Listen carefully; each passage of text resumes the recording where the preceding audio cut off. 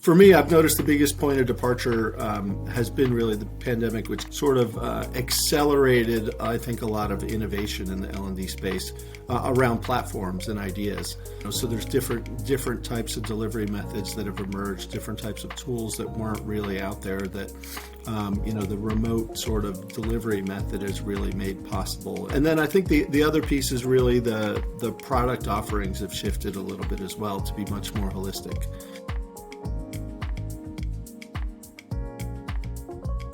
Welcome to the LearnOps Leadership Series. Today I have the pleasure of meeting with Rob Lauber, the former Chief Learning Officer at McDonald's. Former to that, he was an executive in learning at Yum Brands. And Rob has over 30 years in the L&D space where he's built, restructured, transformed all sorts of learning organizations. Welcome, Rob. Great to be here, Ryan. Thanks for having me. Yeah, I'm really excited. You and I have met several times over the last few months in particular, but really excited to have you here. We've had a lot of conversations around learning operations and different technologies to help with that. Before jumping in, I would love to just hear about your story on how you even got into learning and development. It's always fun to ask that. Yeah, sort of by accident, like I think a lot of people. I got out of college and I worked for a company called Dun & Bradstreet, and we put together basically credit reports for small businesses. And I worked in Brooklyn, Queens, and Staten Island, and I was pretty good at identifying actually fraudulent businesses.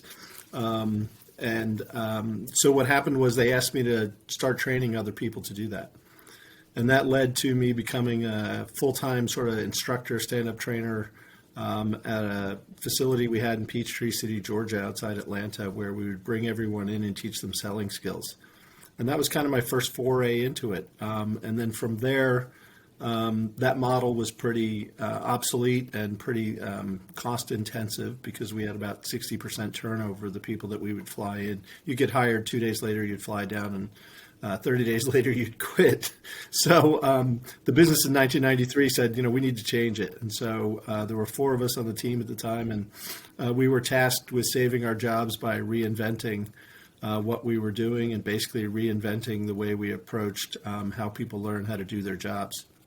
So that was kind of the catalyst that got me into it. Found that pretty exciting, pretty interesting. Learned a ton, went back for my master's in human resources development as a result. And that kind of got me going on the road that I've been on. Oh, interesting. Oh, that's great. And, a lot of the CLOs that we talk to, they come out more from sometimes a higher education background, or they started out as teachers. And in this case, really interesting because your first introduction to learning was in the corporate world as well. Yeah, always in the corporate world. I think even when even my graduate program was really focused around sort of business, real life experience, practical pieces. So there were all folks who were working adults at the same time as me in the program, and we were all really focused on sort of the business problems at hand at the time, which were pretty numerous for a few of the businesses that were there. And fast forward to your last role at McDonald's. How did you get introduced there? And, would love to learn about that journey as well. Yeah, interesting. McDonald's came looking for me. I wasn't really looking for McDonald's. I was beginning to sort of look for my next opportunity. I'd had an interesting conversation at Yum Brands with our CEO and our head of HR about, my future and my career. And, I knew that the next probably 18 months from that conversation were probably going, the road was going to run out, which is a natural thing that happens in a lot of roles. And a couple days later, believe it or not, McDonald's called me and said, "Hey, we have this problem we're trying to solve. Will you come talk to us?" And probably 4 or 5 months later, I ended up starting there in late July of 2014, really with the initial goal of bringing the U.S. business and the corporate function of learning and development together. They were on the same campus, but they were definitely separate silos, no collaboration, frankly, no communication really between the two. And so my first task was to kind of bring those two together and play a dual role in a decentralized McDonald's, which was play a corporate role and a U.S. role at the same time. So it was kind of a little bit different than what they had ever done at McDonald's before, but I had a really good support system around me to make sure I was going to be successful there in doing that. Lots of support from the U.S. leaders and lots of support on the corporate side to sort of experiment, see how it works, and see how well I can navigate working for two people at the same time. Now, that's fascinating. What drove the requirement to consolidate the two groups together, and was it to share knowledge between the two L&D functions that you described, or what was the need there, out of curiosity? Well, I think there were a couple things. At the big picture business perspective, in 2012, 13, 14, McDonald's was not really in a good place. Same store sales had been declining, profitability had been declining. While its stock price had probably been holding fairly steady in the 80s, the business itself was kind of struggling to find its footing. I would say. So there was a little bit of that, and like in most organizations, tough times require tough choices. So I think there was the opportunities around synergy and, is there cost savings opportunity, frankly, in some of that. But the other one was probably more, more around efficiency, I think. There were, I remember when I first came in, there were, when you looked at the U.S. business and you looked at what the corporate people were working on, they were all working on the same projects, but not working together on them.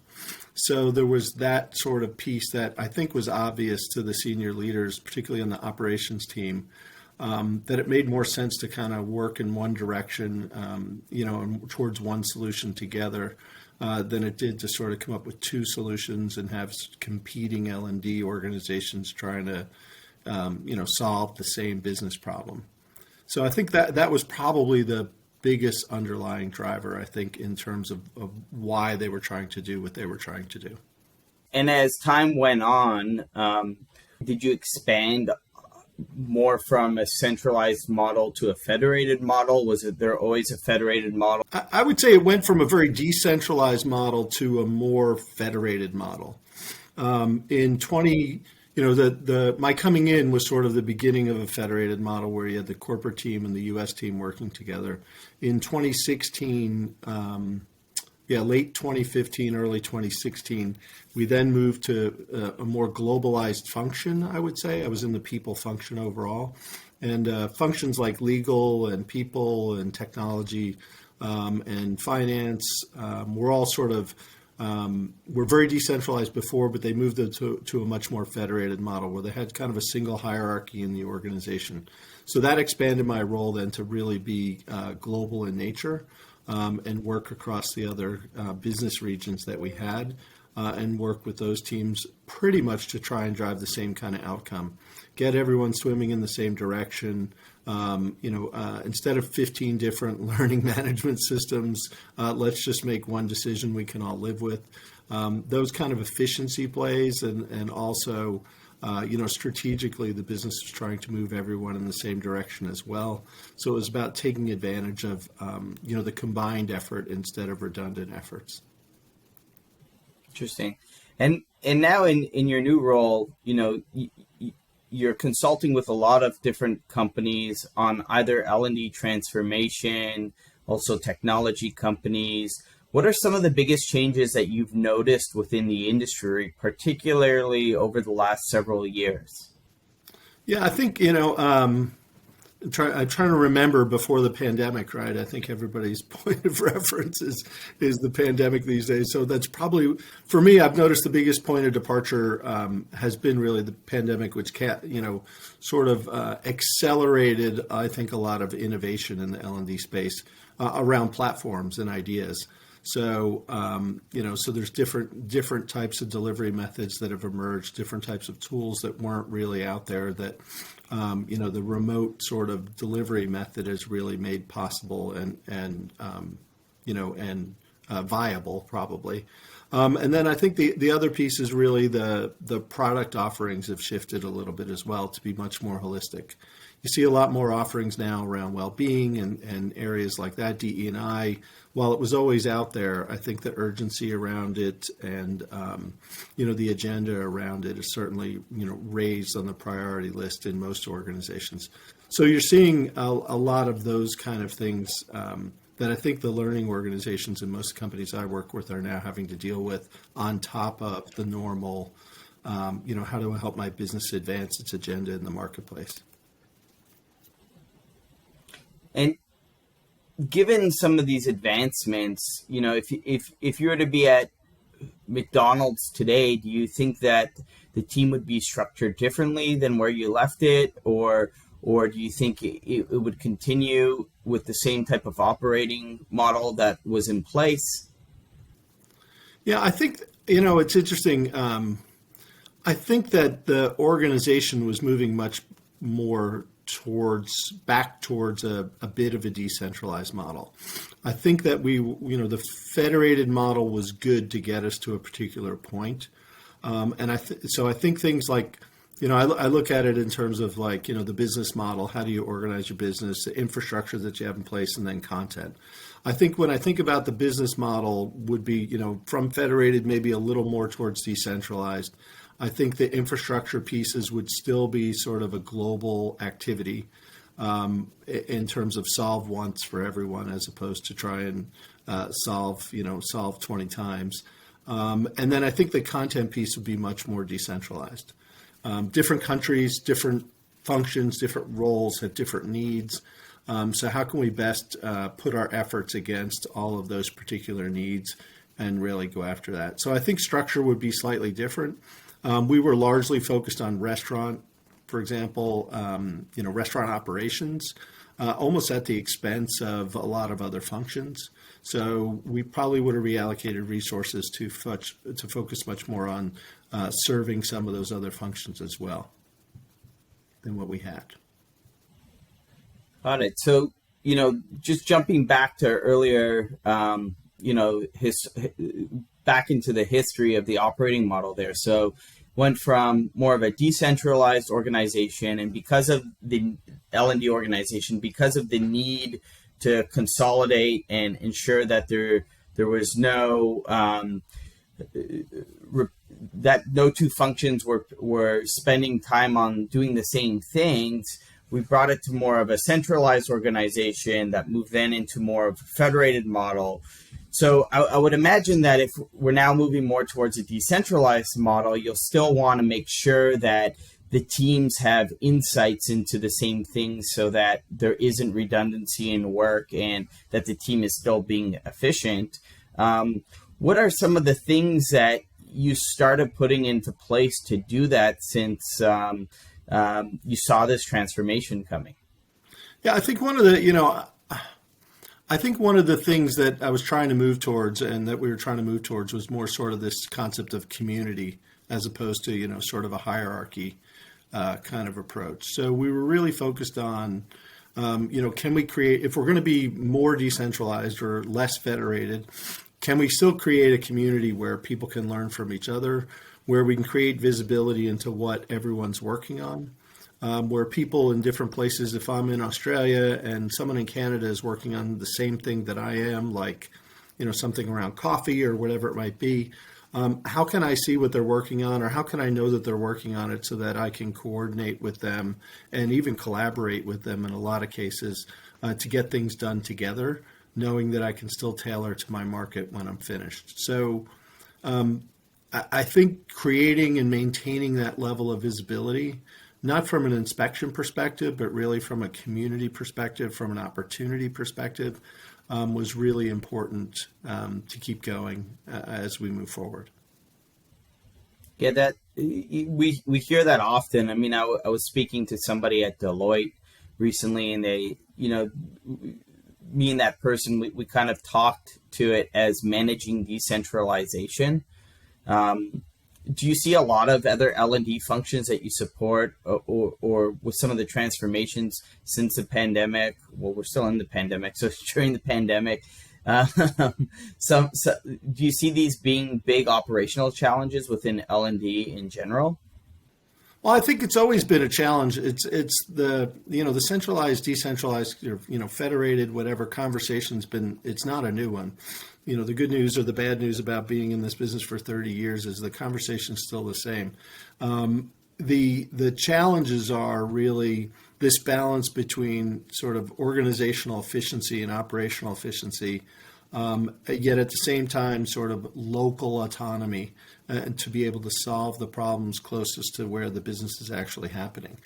And so I think that's probably not going to change anytime soon. I don't think it's changed much as a result of the pandemic. I think there's probably been in global enterprises, I'm pretty sure there's been more of a pull locally because the regulations, the procedures, all these different things have been impacted are very local. Even in the U.S. or in Canada, even or other places, it's almost province to province or state to state or region to region kind of things. You can look in Australia, same thing across their states. There's different practices and procedures that people have to deal with and adapt to, making sort of federated and centralized models really challenging because you can't really solve for all the variations of the business operating model that are getting thrust upon people. And in your opinion, what do you think some of the biggest challenges are holding L&D back from operational efficiency? Like what can we do better? Well, I think there's a few things. I think there's visibility, which is certainly one of them, right? In terms of how do we in a global community, how do you know what everyone's working on, or how do you get visibility into what's working on and really drive that sense of community? I think is really a persistent challenge. I think the second one is probably really around sort of the variety of topics that people are getting pushed and pulled towards. I think that's pretty challenging to keep up with as well. And then really just understanding, prioritization in organizations. If you're in an HR function right now, my guess is that, a lot of people are going to be keeping you focused on DE&I related activities, well-being related activities, those types of pieces. But if you have a business, function constituency that you still got to work with, they're probably about, how are you driving sales skills in a virtual environment where all your reps can't call on people in person anymore? All those new skills that people need to be able to still deliver results for the business. A lot of those functions are very interested in. So I think it's really challenging and taxing right now to figure out, what is your priority? And then how do you allocate resources against those priorities to really make sure you're driving the most valuable business impact? And I think that's just gotten really hard to discern, I think. And I think even during the pandemic, for teams that we see, even at Synapse, like they sometimes feel squeezed, right? You have these top-down strategic initiatives that you need to work on that in some cases changed very rapidly overnight, and you have to align learning to those outcomes. But then you also have these performance initiatives coming from different customers or business lines that need support as well. So prioritization can be challenging. What have you done in the past to manage different priorities and even capacity to keep up? Yeah, I think one of the popular models you'd find out there is people have sort of governance structures in place around stakeholders. So many learning leaders have like listening boards or at McDonald's, we had a people team, which was really a group of franchisees, for example, that would help us, combined with sort of operational leaders that would help us prioritize the work that we were, here's all the inputs we're getting, help us prioritize, and, at least validate what we think is the priority for the business. So using those kind of sounding boards, I think, is really the most successful way to navigate it. Particularly in organizations where you're trying to serve multiple functions, I think that's really important. And I think it becomes really important that the L&D leader is capable of sort of navigating it against business strategy, right? And understanding what's most important to the business or most necessary, because every stakeholder would tell you what they're doing is necessary. But I think figuring out like what's going to have the biggest amount of impact to the most amount of people in the shortest amount of time kind of criteria usually should be the winner in the room. and getting everybody to sort of maturely have that conversation and work through, priority A, B, and C is really, really important. It, and I agree. One of the challenges that we've seen is that people just don't have necessarily the right data also to make those decisions. In your career, how did you get access to the data? What did you put in place in order to drive all of the information through this funnel, essentially, to make these high priority decisions? I tried to, I think about, like, in terms of resource allocation, I always tried to think about, like, the level of effort we're putting against things that are running the railroad, which are sort of keeping the lights on, and the regular cadence of the things that we do every day or every year. How do I drive more operational efficiency in those things? And then I thought the other category was around sort of what are we doing to advance the business agenda? And that's really where most of the investment should be going, in resources and in dollars, frankly, to do that. So using that kind of framework was really important to me in terms of trying to figure out what the balance could be, and how to navigate through those conversations with people about how we were going to allocate money, or how we were going to allocate people, I think, or how we were going to allocate time. On it. And earlier you talked about different technological advancements and whatnot. I mean, did technology play a big part for you at McDonald's, and do you think it's going to play a big part in L&D's future? Yeah, I do. I mean, at McDonald's, it was about really catching up, I think, to where the rest of the world, frankly, was when it comes to learning technologies in general.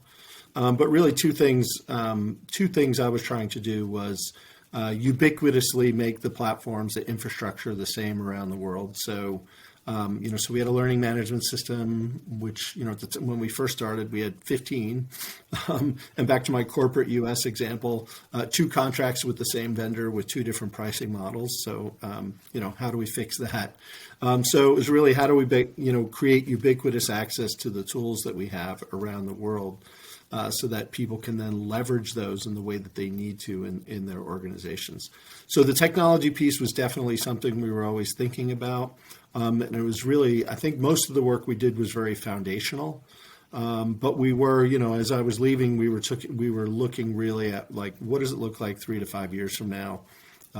Just pre-pandemic, the conversation was really, where do we need to pivot to in the longer haul as we begin to go? Yet at the same time, we were still rolling countries out on, foundational learning management system type capabilities and performance support capabilities that had never had them in their entire history, and were fairly novel in some of the countries that we were going into in terms of their reach and their access. So they were kind of new ideas, where many people in the US or North America, frankly, talk about, LMS is kind of like, is it dead? Those kind of things. In many parts of the world, it hasn't even arrived yet.